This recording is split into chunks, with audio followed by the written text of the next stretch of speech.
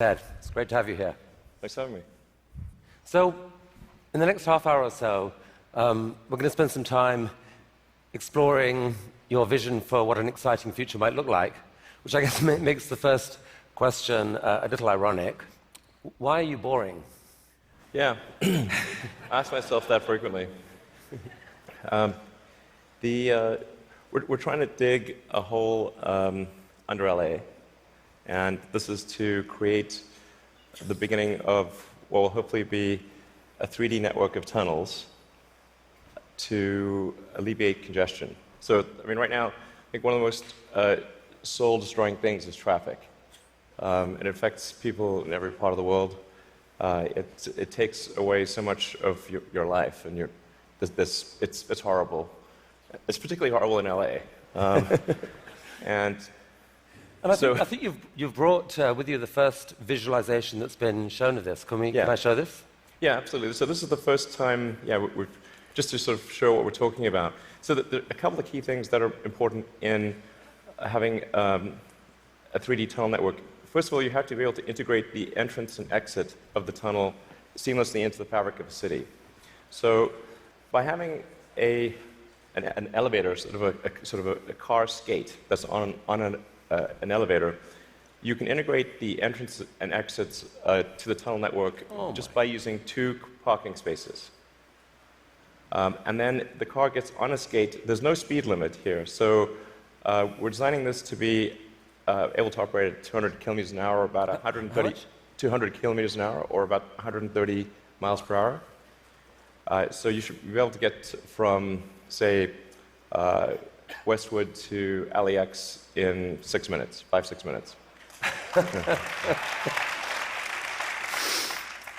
So possibly initially done as like on a sort of toll road type basis. Yeah. Which I guess alleviates some traffic from the surface streets as well. So I think, I don't know if people noticed it in the video, but there's no real limit to how many levels of tunnel you can have. So you can go much further deep than you can go up. The deepest mines are much deeper than the tallest buildings are tall. So you can alleviate any arbitrary level of urban congestion with the 3D tunnel network. This is a very important point. So a key rebuttal to the tunnels is that if you add one layer of tunnels, then that will simply alleviate congestion, will get used up, and then you'll be back where you started, back with congestion. But you can go to any arbitrary number of tunnels, any number of levels. But people assume traditionally it's incredibly expensive to dig, and that would block this idea. Yeah. Well, they're right. To give you an example, the LA subway extension, which is, I think it's a 2.5-mile extension that was just completed for $2 billion. So it's roughly $1 billion a mile to do the subway extension in LA. And this is not the highest utility subway in the world. It's quite difficult to dig tunnels normally. I think we need to have at least a 10-fold improvement in the cost per mile of tunneling. And how could you achieve that?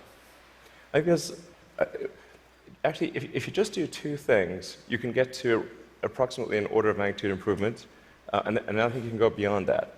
So the first thing to do is to cut the tunnel diameter by a factor of 2 or more. So a single road lane tunnel would, according to regulations, has to be 26 feet, maybe 28 feet in diameter to allow for crashes and emergency vehicles and sufficient ventilation for combustion engine cars. But if you shrink that diameter to what we're attempting, which is 12 feet, which is plenty to get an electric skate through, you drop the diameter by a factor of 2 and the cross-sectional area by a factor of 4. So, and the tunneling cost scales with the cross-sectional area. So that's roughly a half order of magnitude improvement right there. Then tunneling machines currently tunnel for half the time, then they stop, and then the rest of the time is putting in reinforcements for the tunnel wall. So if you design the machine instead to do continuous tunneling and reinforcing, that'll give you a factor of 2 improvement. Combine that and it's a factor of 8. Also, these machines are far from being at their power or thermal limit. So you can jack up the power to the machine substantially. I think you can get at least a factor of 2, maybe a factor of 4 or 5 improvements on top of that. So I think there's a fairly straightforward series of steps to get somewhere in excess of an order of magnitude improvement in the cost per mile. Our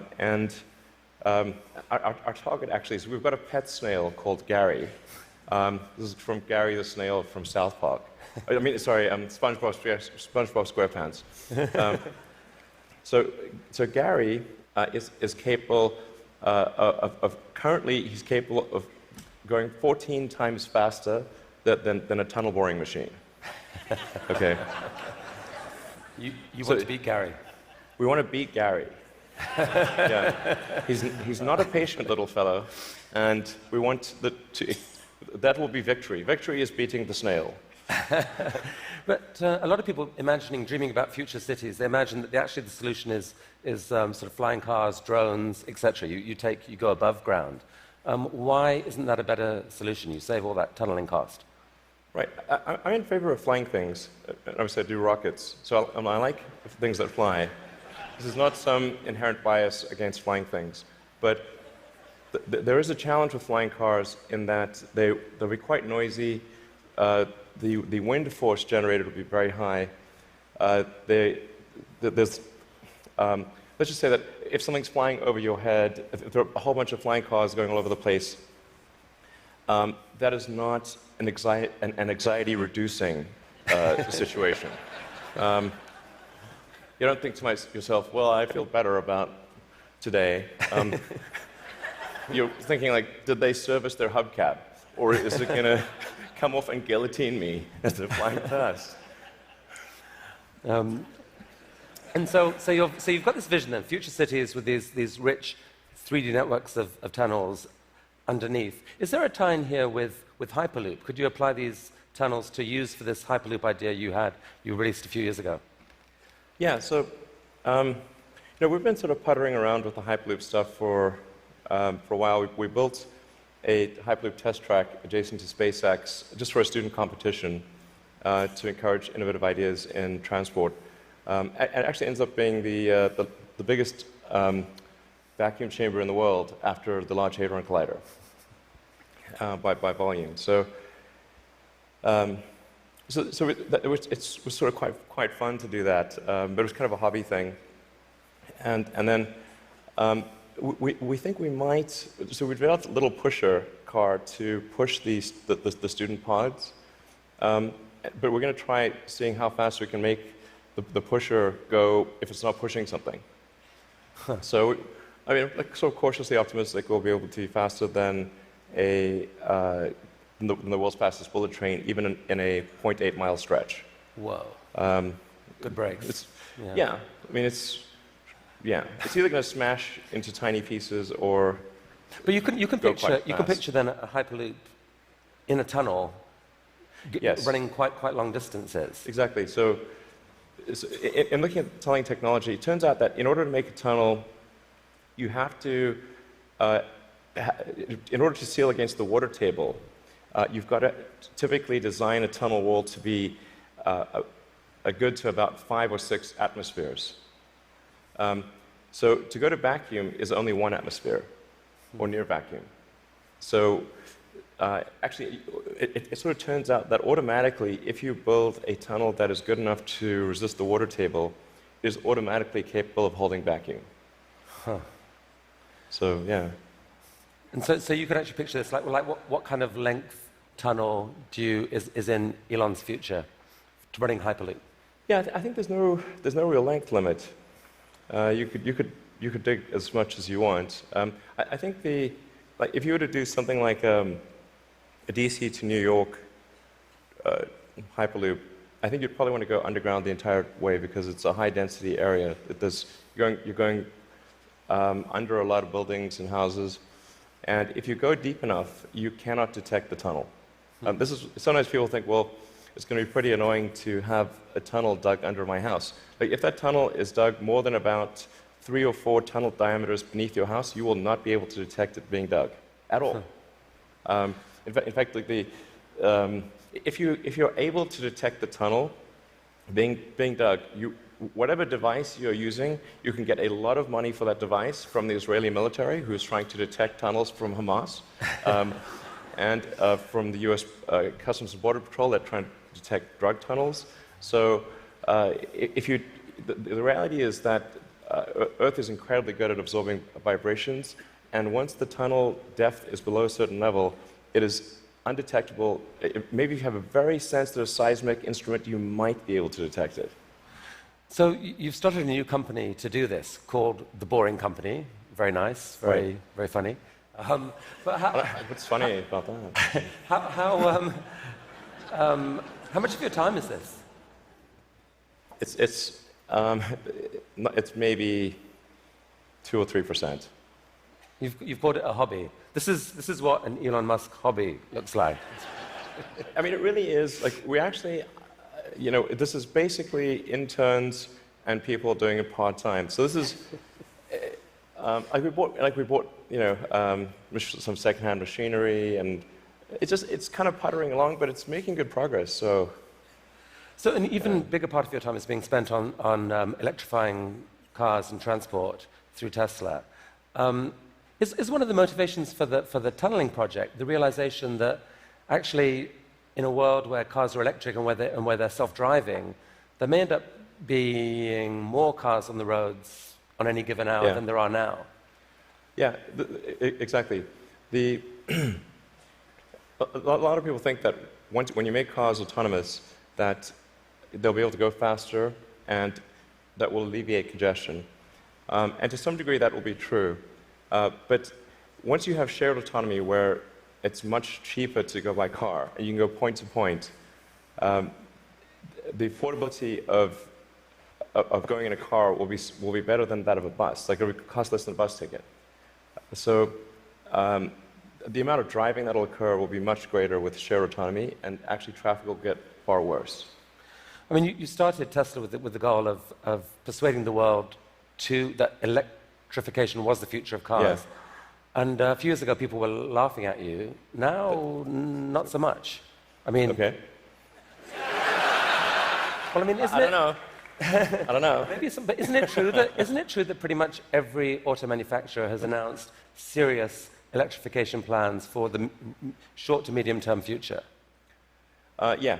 I think almost every automaker has some electric vehicle program. They vary in seriousness. Some are very serious about transitioning entirely to electric, and some are just dabbling in it. And some, amazingly, are still pursuing fuel cells, but I think that won't last much longer. But isn't there a sense, though, Elon, where you could now just declare victory and say, we did it, let the world electrify, and you go on and focus on other stuff? Yeah.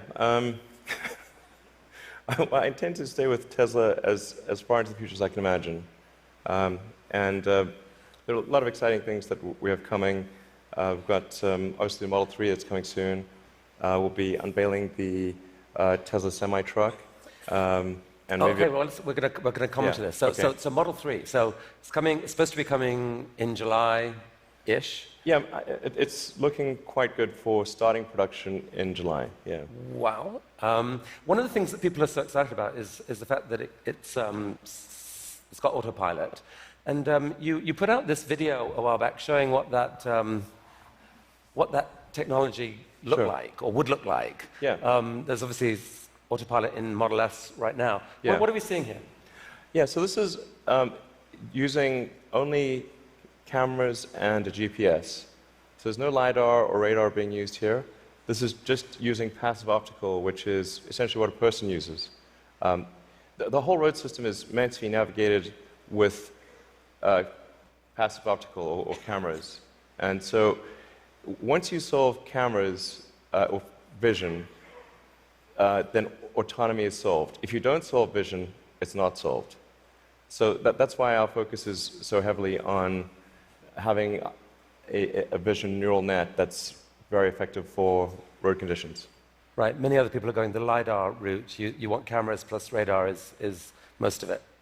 You can absolutely be superhuman with just cameras. Like, you could probably do 10 times better than humans with just cameras. So the new cars being sold right now have eight cameras in them. That they can't yet do what that showed. When will they be able to? I think we're still on track for being able to go cross-country from LA to New York by the end of the year, fully autonomous. Okay, so a car, by the end of the year, you're saying someone's going to sit in a Tesla without touching the steering wheel, tap in New York, off it goes, won't have to ever touch the wheel by the end of 2017. Yeah, essentially November or December of this year, we should be able to go from, all the way from a parking lot in California to a parking lot in New York, no controls touched at any point during the entire journey. Amazing. But part of that is possible because you've already got a fleet of Teslas driving all these roads. You're accumulating a huge amount of data of that national road system. Yes. The thing that will be interesting is that I'm actually fairly confident it will be able to do that route even if you change the route dynamically. So like it's fairly easy. If you say I'm going to be really good at one specific route, that's one thing. But it should be able to go really be very good. Certainly, once you enter a highway, to go anywhere on the highway system in a given country. So it's not sort of limited to LA, New York. We could change it and make it Seattle, Florida, that day, or in real time. So you were going from LA to New York, now go from LA to Toronto. So leaving aside regulation for a second, in terms of the technology alone, the time when someone will be able to buy one of your cars and literally just take their hands off the wheel and go to sleep and wake up and find that they've arrived, how far away is that to do that safely? I think that's about 2 years. So the real trick of it is not, how do you make it work, say 99.9% of the time? Because if a car crashes, say 1 in 1,000 times, then you're probably still not going to be comfortable falling asleep. That's, you shouldn't be, certainly. But by the same time, it's never going to be perfect. No system is going to be perfect. But if you say it's perhaps, the car is unlikely to crash in 100 lifetimes or 1,000 lifetimes, then people are like, okay, wow, if I would live 1,000 lives, I would still most likely never experience a crash, then that's probably okay. To sleep. Maybe, I guess a big concern of yours is that people may actually get seduced too early to think that this is safe, and that you'll have some horrible incident happen that puts things back. Well, I think that the autonomy system is likely to at least mitigate the crash, except in rare circumstances. The thing to appreciate about vehicle safety is this is probabilistic. Right. So that there's some chance that any time the human driver gets in the car that they will have an accident. That is their fault. It's never zero. And so the key threshold for autonomy is how much better does autonomy need to be than a person before you can rely on it. But once you get that literally safe hands-off driving, the power to disrupt the whole industry seems massive, because at that point you've spoken of people being able to buy a car, drops you off at work, and then you let it go and provide a sort of Uber-like service to other people, earn you money, maybe even cover the cost of your lease of that car. Exactly. So you can kind of get a car for free. Is that really likely? Yeah, absolutely this is what will happen. So there will be a shared autonomy fleet where you buy your car and you can choose to use that car exclusively.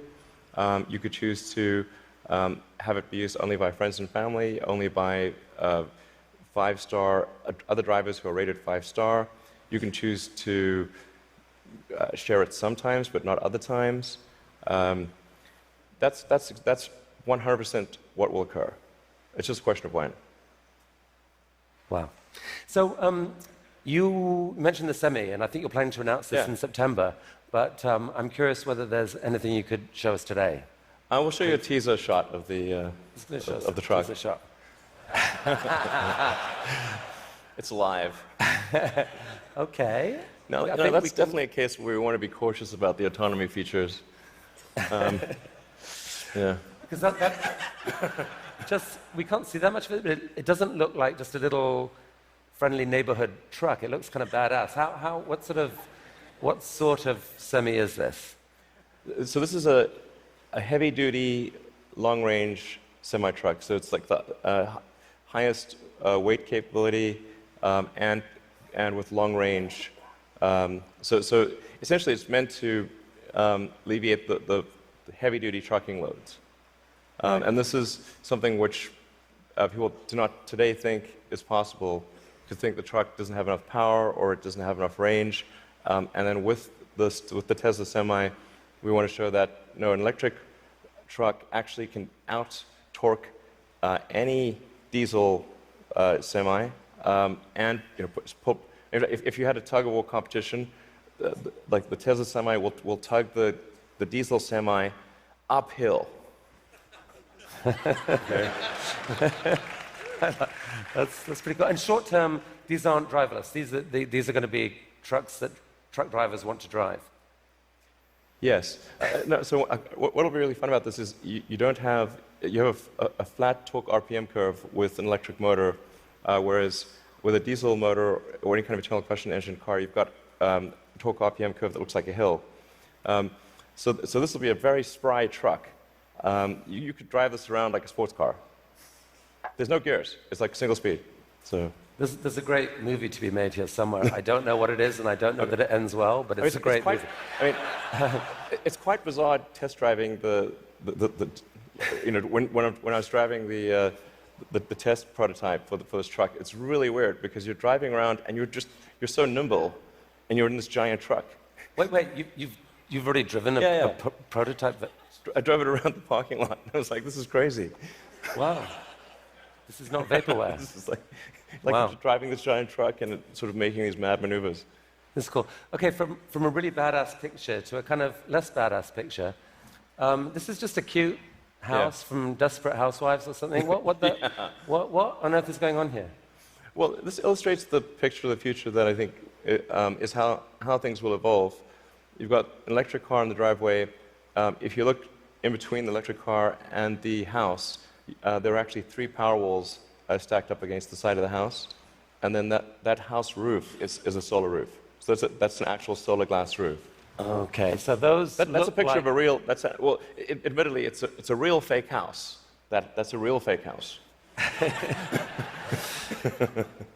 So these roof tiles, some of them have in them basically solar power, the ability to. Yeah, so the solar glass tiles where you can adjust the texture and the color at a very fine-grained level, and then there's sort of micro louvers in the glass, such that when you're looking at the roof from street level or close to street level, all the tiles look the same whether there is a solar panel behind it or a solar cell behind it or not. So you have an even color from the ground level. If you were to look at it from a helicopter, you would be actually able to look through and see that some of the glass tiles have a solar cell behind them and some do not. Right. You put them in the ones that are likely to see a lot of sun. Yes. And that makes these roofs super affordable, right? They're not that much more expensive than just tiling the roof. Yeah. We're very confident that the cost of the roof plus the cost of electricity, that a solar glass roof will be less than the cost of a normal roof plus the cost of electricity. So in other words, this will be economically a no-brainer. We think it'll look great, and it will last. I mean, we thought about like having the warranty be infinity, but then people thought, well, that might sound like we were just talking rubbish. But actually, this is toughened glass. Like well after the house has collapsed, and there's nothing there, the roof the glass tiles will still be there. Okay, so I think you're rolling. It's cool. So you're rolling this out in a couple weeks' time, I think, with four different roofing types. Yeah, we're starting off with two initially, and then the second 2 will be introduced early next year. And what's the scale of ambition here? How many houses do you believe could end up having this type of roofing? I mean, I think eventually almost all houses will have a solar roof. No, the thing is to consider the time scale here to be probably on the order of 40 or 50 years. So on average, a roof is replaced every 20 to 25 years. So, but you don't start replacing all roofs immediately. But eventually, if you say we were to fast forward to, say, 15 years from now, it will be unusual to have a roof that does not have solar. Is there a mental model thing that people don't get here that there's been, because of the shift in the sort of cost economics of solar power, that like most houses actually have enough sunlight on their roof pretty much to power all of their needs. If you could capture the power, it could pretty much power all their needs, right? You could go off grid, kind of. Yeah, it depends on where you are and what the house size is relative to the roof area. But yeah, it's a fair statement to say that most houses in the US have enough roof area to power all the needs of the house. Okay, so the key to the economics of the cars, the these houses, is the falling price of lithium-ion batteries, which you've made a huge bet on as Tesla. In many ways, that's almost the core competency. And you've decided that to really own that competency, you just have to build the world's largest manufacturing plant and kind of double the world's supply of lithium-ion batteries. Yeah. With this guy. What is this? Yeah, so that's the Gigafactory, the progress so far in the Gigafactory. Eventually, you can sort of roughly see that there's sort of a diamond shape overall, and when it's fully done, it'll look like a giant diamond, or that's the idea behind it. And it's aligned on true north. There's a small detail there. And capable of producing eventually 100 gigawatt hours of batteries a year? 100 gigawatt hours. We think probably more, but yeah. And they're actually being produced right now already here, right? Yeah, we're in production already. You guys put out this video. Yeah. I mean, is that speeded up, or? That's the slowed down version. So how fast does it actually go? Well, when it's running at full speed, you can't actually see the cells without a strobe light. It's just blur. And one of your core ideas, Elon, about what makes an exciting future is a future where we no longer feel guilty about energy. Help us picture this. I mean, how many gigafactories, if you like, does it take to get us there? It's about 100, roughly. It's not 10, it's not 1,000, most likely 100. See, I kind of find this amazing. Like, you can actually picture, if that's right, you can picture what it would take to move the world off this vast fossil fuel thing. It's like you're building one, cost $5 billion, maybe the next one, or whatever, $5 to $10 billion. Yeah. Like, it's kind of cool that you can picture that project. And you're planning to do a Tesla, or at least announce another two this year. I think we'll announce locations for somewhere between 2 and 4 gigafactories later this year. Yeah, probably 4. Whoa. Okay. I can't tease. No more teasing from you for here. Like, where? Continent? You can say no. We need to address a global market. Yeah. Okay. This is cool. I think we should talk for global market. So I have to ask you one question. I'm going to ask you one question about politics. Only one. I'm kind of sick of politics, but I do need to ask you this. You're on a body now giving advice to a guy who has said he doesn't really believe in climate change, and there's a lot of people out there who kind of think you shouldn't be doing that. They'd like you to walk away from that. What would you say to them? Well, I think that there's... First of all, I'm just on 2 advisory councils where the format consists of going around the room and asking people's opinion on things.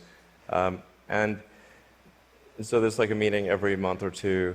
That's the sum total of my contribution. But I think to the degree that there are people in the room who are arguing in favor of doing something about climate change, or other social issues, I've used the meetings I've had thus far to argue in favor of immigration and in favor of climate change.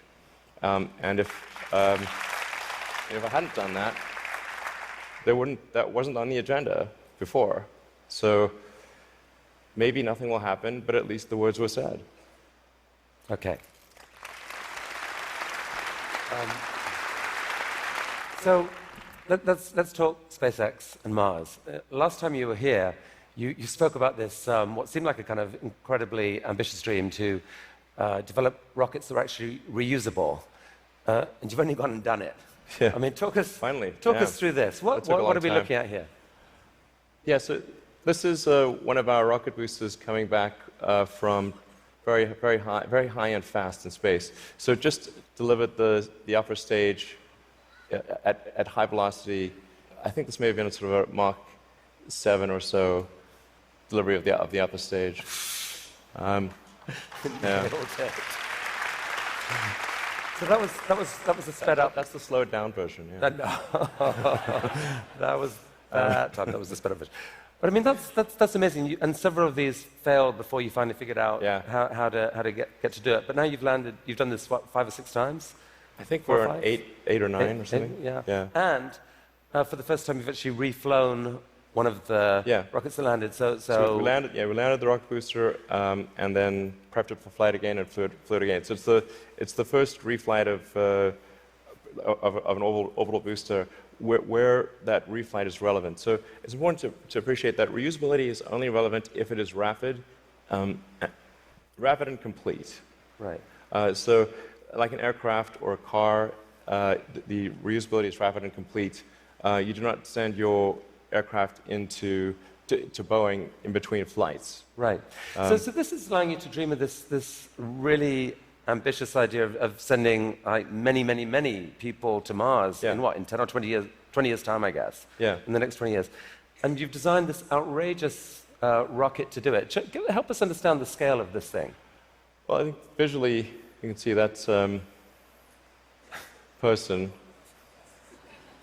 Yeah, and that's the vehicle. So if that was a skyscraper, that's like a 40, did I read that? 40 stories? Yeah, maybe a little more, yeah. The thrust level of this is really, this configuration is about 4 times the thrust of the Saturn V moon rocket.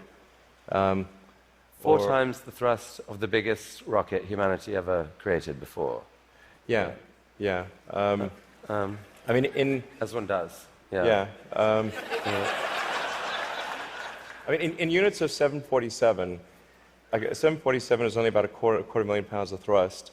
So so there are for every 10 million pounds of thrust, there's 47. So this would be the thrust equivalent of 120 747s, with all engines blazing. And so even with a machine designed to escape Earth's gravity, I think you told me last this thing could actually take a fully loaded 747, people, cargo, everything, into orbit. Exactly. This can take a fully loaded 747 with maximum fuel, maximum passengers, maximum cargo on the 747. This can take it as cargo. So based on this, you presented recently this interplanetary transport system, which is visualized this way. And this is a scene you picture, what, in 30 years' time, 20 years' time? People walking into this rocket. I mean, I'm hopeful it's sort of in the 8 to 10 year time frame. Aspirationally, that's our target. Our internal targets are more aggressive, but I think,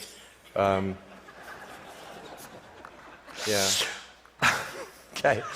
So this vehicle seems quite large, and is large by comparison with other rockets. I think the future spacecraft will make this look like a rowboat. I mean, this is the future spaceships will be truly enormous. Why, Elon? Because why do we need to build a city on Mars with 1 million people on it in your lifetime? Which I think is kind of what you've said you'd love to do. Yeah, I think it's important to have a future that is inspiring and appealing. I mean, I just think that Like, there have to be reasons that you get up in the morning and you want to live. Like, why do you want to live? What's the point? What inspires you? What do you love about the future? And if we're not out there, if the future does not include being out there among the stars and being a multi-planet species, I find that it's incredibly depressing if that's not the future that we're going to have.